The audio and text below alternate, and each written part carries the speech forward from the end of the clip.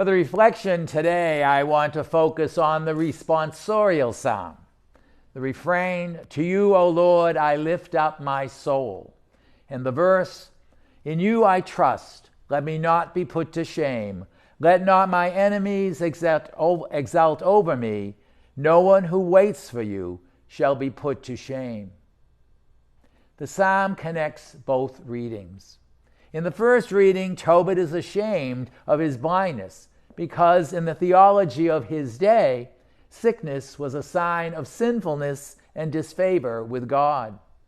Even though, like Job, he may not have understood what his sin was or whether he had sinned at all, the consequences were painful and embarrassing. Just as unfortunate, Sarah had been cursed by a devil and had been married 7 times with 7 husbands dying before the marriage night was fulfilled. She too felt the shame. In both cases, they prayed and lifted up their soul to the Lord, and initially, in despair, begged the Lord to take their lives rather than remain in that state of life. To you, O Lord, I lift up my soul. In you I trust. Let me not be put to shame. Let not my enemies exult over me. Having that trust, rather than death, they put their future in God's hands. To everyone who prays with us this day, who is living in pain and suffering, who may feel discouraged or in despair, I suspect you can identify with Tobiah and Sarah.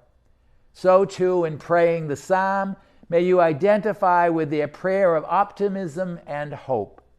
By the way, there is a difference. Optimism is having the expectation that things will work out well. Hope is knowing that whether things work out well or not, one is never abandoned by God. We know, Emmanuel, God is with us.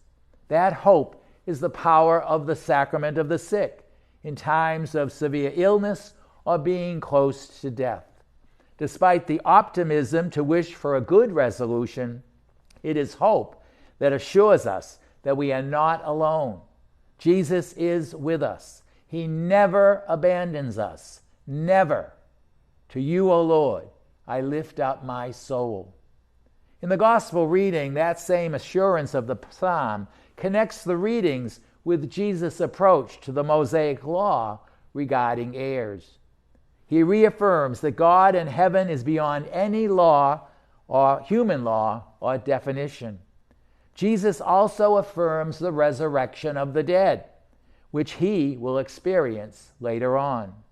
And this is key, that in our own personal sufferings, we too will rise from the dead and achieve our destiny to be with God forever.